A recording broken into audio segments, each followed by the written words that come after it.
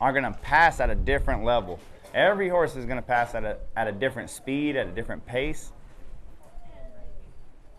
That halter might be too small for that horse. No, that's good. That's what we're doing. Is it one of the ones that came with the smaller nose man, probably? Looks like it.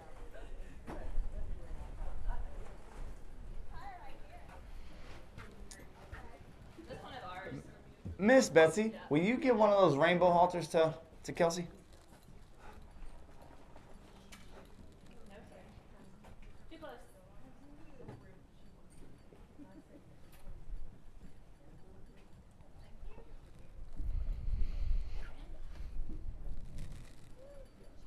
Tell us a joke. An appropriate joke. What do you call a promiscuous pony? A little horse. And we just lost our YouTube rating. Thank you, my friend. we've been a child-friendly channel, and you just ruined it for me. Thank you. Is horse a bad word? I'm like Disney. I can tell you all kind of horrible jokes and not use any curse words.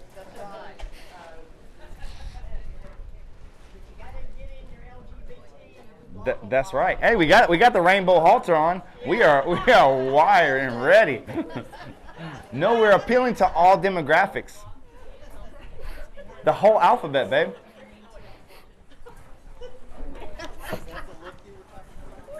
Yeah, that's the look I was talking about. The look was yesterday.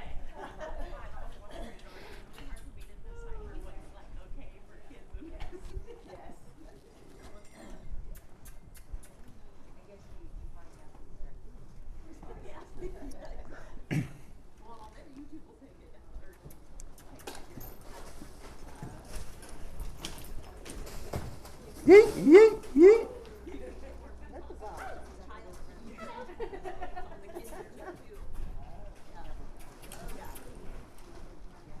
This one is, in his ad, he would say very athletic.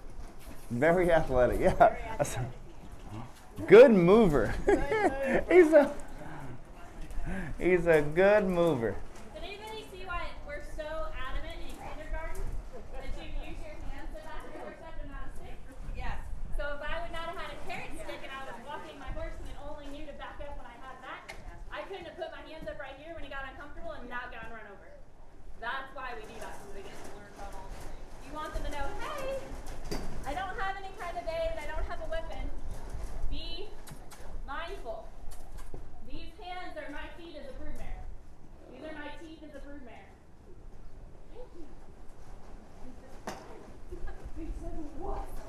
Hey, babe. Babe.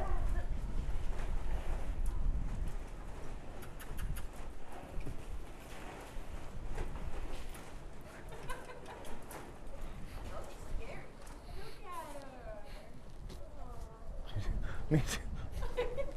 So with him, I'm going to skip Whirlybird. The Whirlybird, which was the second exercise I did on the other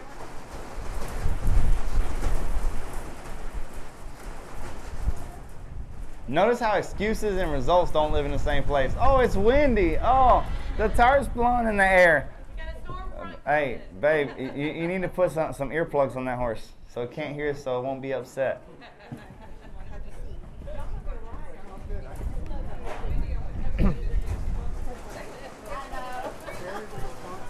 There we go.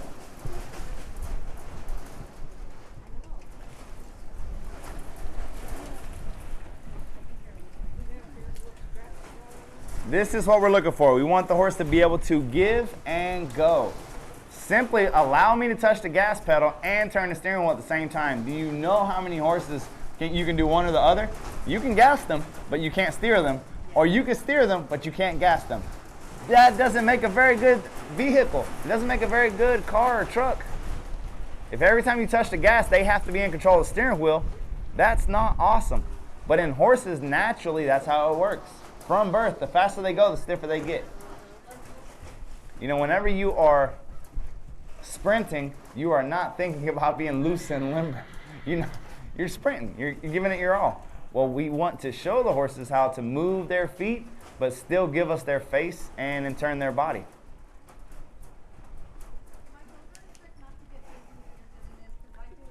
Practice. Yeah. What was your question? How do you not get dizzy doing this? Yeah. I'm just doing a good job but not looking like it. Is if you're focusing on one thing, go in and out. Sometimes that helps. So when I get dizzy, I'll go like right now, I'm a little bit from walking fast. Now I'm just gonna get the reps in with my hand. Send him forward, get the reps in with my hand. Send him forward. So I'm not thinking about chasing or moving him around. I'm literally forward movement, give me your face. Forward movement, give me your face. Forward movement, give me your face. And those reps are gonna make him pay attention to where my hand is at. Watch when I change direction here. How I keep my hand up in his eye. Because he wants to run me over with his shoulder. Notice she says something important. He wants to run you over with his shoulder. Shoulder. That happens whenever you allow the horse to take his face away from you. Horses don't want to run to you with their face. Okay? Watch the videos, you know, where a racehorse gets loose and some pedestrian jumps out on the track to stop the horse and they just get mollywopped. Every single time the horse runs straight to them, and at the last moment they veer their head. They don't veer their shoulders, they veer their head, which is the same thing we were doing. If we were out here playing football, we'd do the same thing. I'd run straight to you, take my head off center, and catch you with the shoulder. They do the same thing in rugby, they do the same thing in football. And keep in mind with this guy, on this guy, I put my hand up a lot. I have never touched him. So you see me using my hand. It's just enough for him to shy away from seeing my hand there to not run me over. So Hey, I but- haven't had to touch him, I haven't had to pop him. Hey, babe, take this. We can't hear you because of the tarp. I'm good. I'm loud. I can be louder. Oh, be louder. I'm on like volume low. Oh, be louder. Michael, we can hear. Oh, okay. Maybe you should change your clutch. You know, it's selective hearing, Michael. It Oh. happens in husbands. Oh, I'm pretty good at not hearing her. Really good. He's really good at not hearing me. It gets worse. You mean there's more peace ahead? Wait after you're married 30 years. Well, we're actually the equivalent because we're with each other 24/7 for 5 years straight. Oh, yeah, I that's think we've true. been together longer than most people have been married. Yeah, that's true. We work together, raise a family together, see each other 24/7. I occasionally put him on stupid horses that try to kill him, you know. Kelsey, you're not supposed to admit that. Yeah. Oh no, openly. If he's being a jerk, you'll see 15 horses at a clinic instead of 10. I have my methods. I run the schedule. I must never be nice because if she has the chance, she's gonna take everything that she can get. I want to know what he did for you to get that Zork that you put him on. Oh my gosh. She just doesn't say no. Anything that comes in, yes, yes. I learned my lesson on that one. Nah, look at that horse, how it's making that change now. Look how that horse is softening and also getting quieter, dropping his head. That's what we want to see. The small talk that we're doing and BS and stuff like that, what you don't realize is happening is how many reps. Like, I got to a point because I couldn't understand where I was getting different results than my students, even though my students knew everything that I knew, they were doing the same thing. I started counting the reps that I would grab a horse. And I'm talking about I could flex a horse 250 times to where they were getting 50. And we were both working the same amount of time. The difference is, while I'm small talking, I'm grabbing, releasing, grabbing, releasing, grabbing, releasing, turning, releasing, driving, releasing, letting go, releasing, hand in the face, taking it away, hand in the face, taking it away. All these things are just rep after rep after rep. Water can bust through rocks. You see it in the mountains all the time. You know, where the river just peeks right through rocks because it keeps going right over it, right over it, right over it until it makes a way. Well, this horse is big, strong, athletic, fast, reactive. Just systematically, this little lady is flank, flank. Nice. Why do we want the horse's head down? The more their head comes down, the more pliable they become. The higher their head is, the harder they are to get to do what you want. That was the first step to this direction. He hasn't tried to run me over with his shoulder. The first one, the whole time we've been working.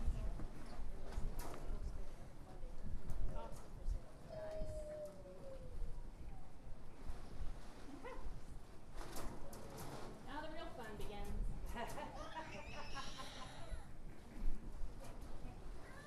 Okay, so the difference between him and the mare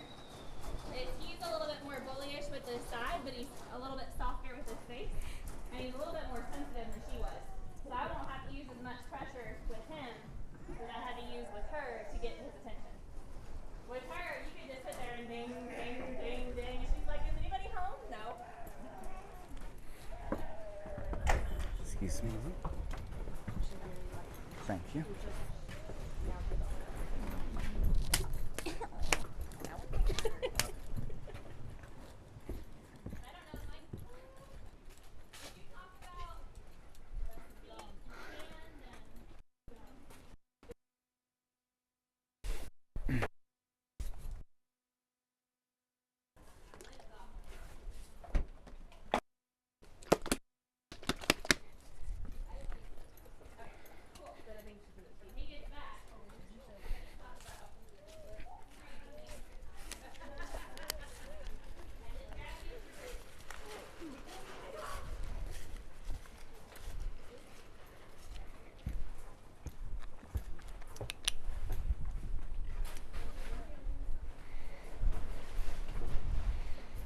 Spreading yourself around. Yep. Get some protein. Well, you talk about what kind of saddle, seat placement, and rein placement will help you feel the most confident. So just from personal experience, and I ride six horses for a living with Michael, I do not feel like I could hop on any horse and be safe in a saddle that doesn't have a front, doesn't have a back. Not that you can't get to that point on these horses, but if you ever get somewhere and you're on your horse and you don't feel comfortable in that saddle in general, not even counting, what your horse is doing or how they're acting, if you can get unseated, take your horse to something that you feel comfortable with until you get super comfortable and you can take that horse wherever you want to in an English saddle or a smaller, are those tuckers that don't have front and back? Yeah. So just keep that in mind. The other thing, with anything that's smaller, not like a Western saddle, these fenders have a lot more, like no matter what way I shift, they're going with me. You start getting in a Western saddle that's kind of set and has bigger, deeper fenders and better stirrups, more surface area. You won't feel like your legs are moving with every shift of one. Set yourself up for success. The other thing that I do is I don't reach down to grab the horse's rein. I bring my reins up to me, go down, grab the rein where I want it, and then so I'm never leaning down here to grab my rein. I'm gonna bring it in. Your friends may make fun of you that don't know this system, but I promise you I'm a lot safer sitting up here straight up, sitting back, and bringing the rein around to disengage my horse than I am reaching down to grab those reins. So for him, all I'm looking at is one time flexing in each direction without moving his feet. All that lets me know is that his head is separated from his feet. Right now, he just wants to, anytime I touch his face, he wants to move his feet, even though I haven't asked him to. It's different. So that's what you're asking for. How come you don't do the right side until he switches the right side and then do the left side until he switches the left You side? can't. You can do it. So Michael's done it both ways. I kind of let the horse dictate to me what's working the best. So if I have one that's like super spastic and they're just going all over, and no matter how many times I touch them, they're just spinning and spinning and spinning, I'll go back and forth. For that mare, I did back and forth, saw that wasn't working with her, so I just did one side at a time. So earlier I was doing both sides. Now I'm just trying to get him, give me your face, release, give me your face, release, give me your face. But it's the difference in horses. So some horses, like especially on passive or something spastic, I'm going to, without adding any more energy to the situation, I'll just go one side, other side, one side. But I'm not leaning, I'm not reaching down and snatching their face around. When he's starting to look like he's getting it, just like I did with her, when she started to look like she was understanding what I wanted, I would get her face, and if she would get stuck but not move her feet, I would just lightly bump it until she gave her face to understand. Then the next time I'm going to ask quicker. Then the next time I'm going to ask more from her. But for him, all he's got to do here is give me your face. Give me your face.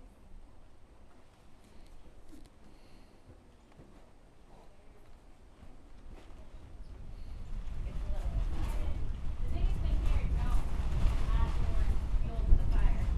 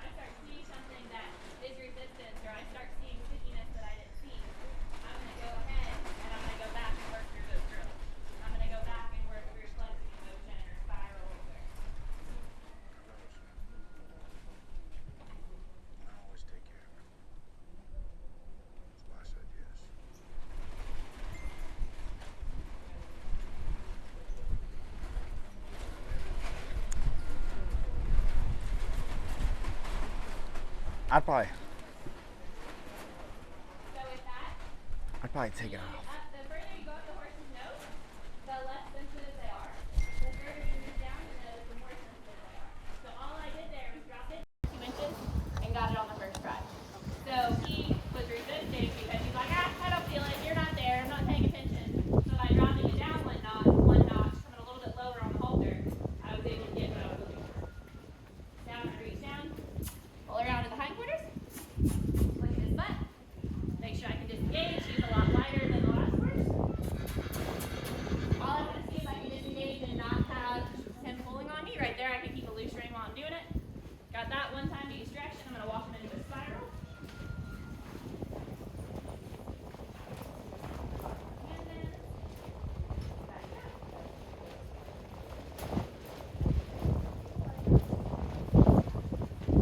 Walk right back into a spiral.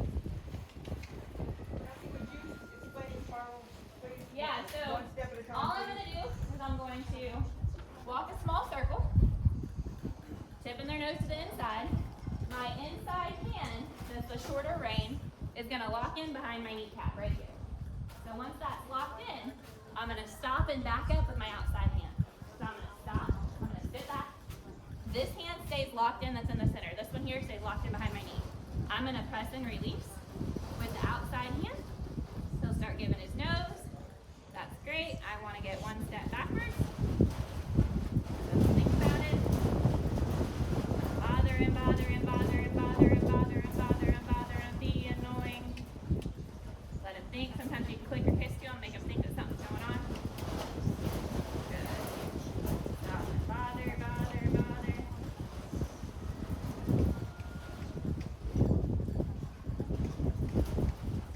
Good. So my release is this outside rein. Bother, bother, they step forward, release the outside. Especially on a horse that likes to toss their nose and be resistant, I'm going to leave that inside locked in. Now if I have one that's being super, super, super duper resistant, I might get a little bit of a step backwards, give them a full release 1 or 2 times, just for them to understand. All I need you to do is go backwards and give me your face. And then I'll ask for more the next time. So I'm always going to come back and ask for more. This is my lose your mind exercise. When Yeah. they lose their mind and I take 100%. that hand that's pumping and grab a hold of the saddle horn and pump at the same time, that's what can't throw me. Yeah, this is definitely my favorite because it's a lot of work. It doesn't seem like it, but for them, this is like not necessarily mental pressure because it's not that much of an exercise, but it's something that nobody does. So then they're like, what in the world? Especially the horses that come in and have been through so many people. They get to us and it's like, okay.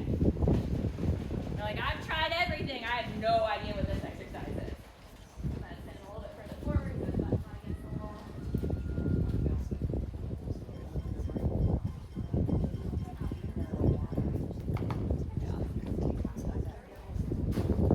Same thing to the other side.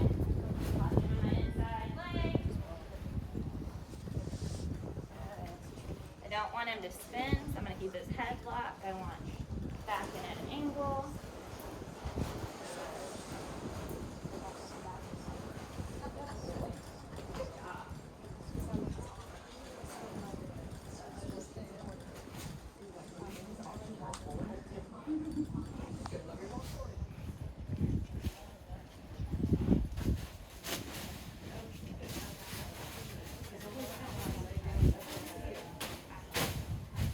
This one gets to cheat a little bit compared to the last horse. They came down a little bit, but now the wind's letting up a little bit. Yeah. Just letting me actually work them a little better. So if he would try to blast through here, I would one rein, look back over his butt, face him right back up to it. What you don't want to do is grab 2 reins, they'd be pulling on their face and say, go forward, pull on their face. One rein is tight when you're turning, the other rein is completely loose.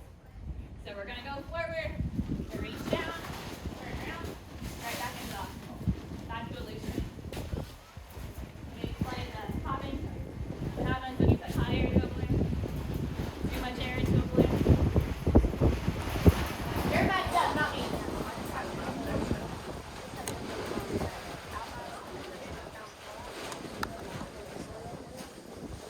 So whenever we're talking about putting air into a balloon, all these words come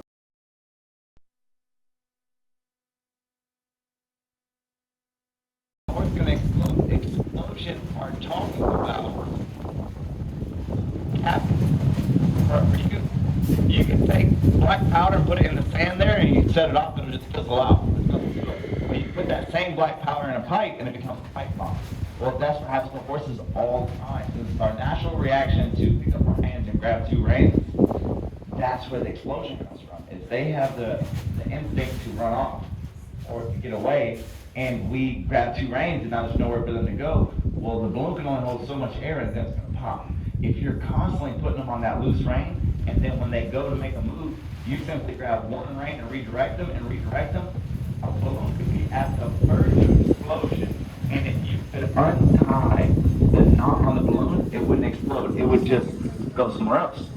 So if you can continuously just take left and right and redirect them, that horse is going to stop trying to get away, and you're going to feel confident that they're not taking you for a ride.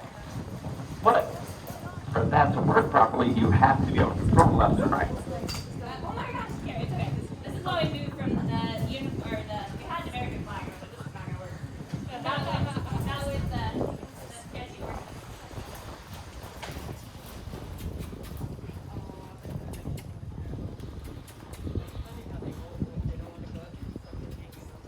Well, and I was going to, there we go.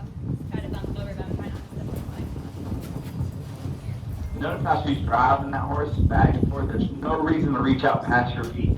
If you're going to pick someone up on a horse, you ride the horse like they're a skateboard. You don't let your head get in front of or behind your feet. You never want your head outside of your feet because all the horse has to do is take a step. I wasn't going to lean over and get That's it. okay. She's made out of crystal. She falls in I'm one not big made out of gristle and I don't have paws. Hey, these are endearing qualities. That's what I like to see. Barely have to touch his face. That's it, babe. Tie it around your leg.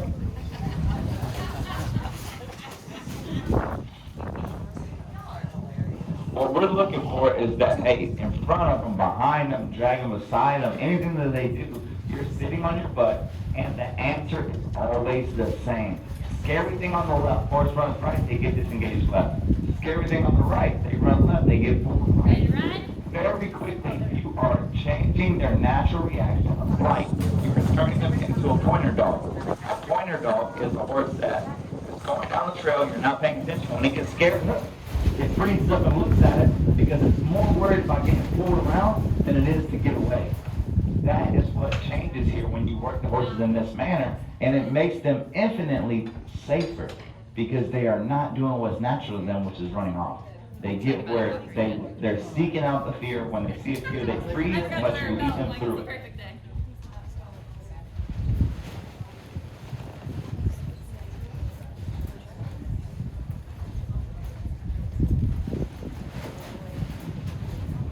All right, go ahead and take him through. Chase the obstacle, chase the ball, walk him through the park. Sit up on your tailbone, shoulders behind your hips. There you go. Heels down and in front of you.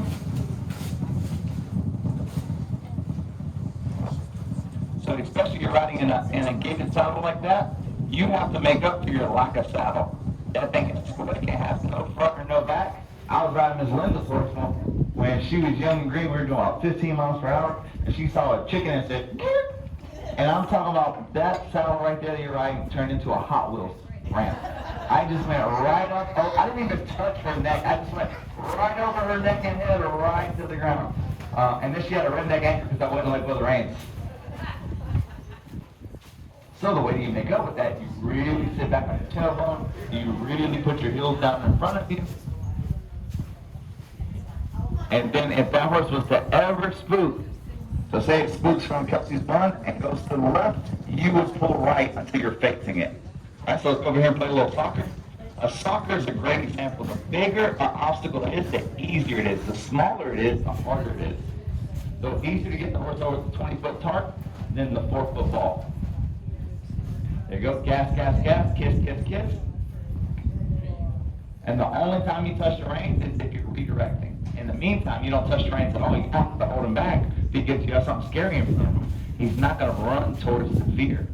So you just keep picking up. Be careful that you don't neck rein. Kiss, kiss, kiss, kiss, kiss, kiss, kiss. Keep pressure, keep kicking, keep pressuring, get loud. Mouth and feet, mouth and feet. Kiss with your mouth, kick with your feet. There you go. And what you're doing when you get up to this is you're going to pressure them until they make a decision. Notice how that sounds weird the way that I worded it. We're going to pressure them until they make a decision. We don't care what their decision is. Some people get up there and they try to hold them there. When you do that, you're tapping that energy. Well, now they can't go left or right because you're holding them straight. They can't go backwards because you're kicking them. They can't go forward because it's something scary. You see how that turns into a bomb. As opposed to if you come right up to it, give them their face, give them a loose rein, and pressure them until they make a decision. If they decide no, they're going to go left side. Very nice, bud. Sit back, kick. Keep kicking, kick. Make a decision. Now, right. There you go. Right. There we go. There you go. Kick. There you go. Sit back. Kick. Don't worry about the range. Just kick until they make a decision. There you go. Kick. Nice. Exactly. You're only pressing the reins if he goes one way or the other. This is the magic, guys. This setup is the highest percentage of success that you're going to get. If you come up to something scary, you bring them up to the water, and you give them their face completely. So if they drop their nose to the stomach, they don't run into your hand. You'll force them like us if they have someone to hearing. You'll have a horse that has no brakes at whatsoever. Listen to the scary part of them. You can't even breathe on the reins. It don't stop. Right? But until we give them the reins completely, well, if they're going to run away, they have to turn to run away. So we don't have to hold their face and stay safe. We give them the reins, and then we kiss and kick and get louder until they make a decision. There's really 3 decisions they can make. They can run or do it, which is the proper decision, or they can go left or right. If they go left, then we grab the rein, make them back up, and go through the same process. Very quickly, they can't build on you because you're not trapped. So they can't get so energetic that they're just going to flip over backwards. They can't get so energetic that they're just going to start bucking. They can't get so energetic. But the key is to face them up. To face them up to where you're trying to go. Make sense?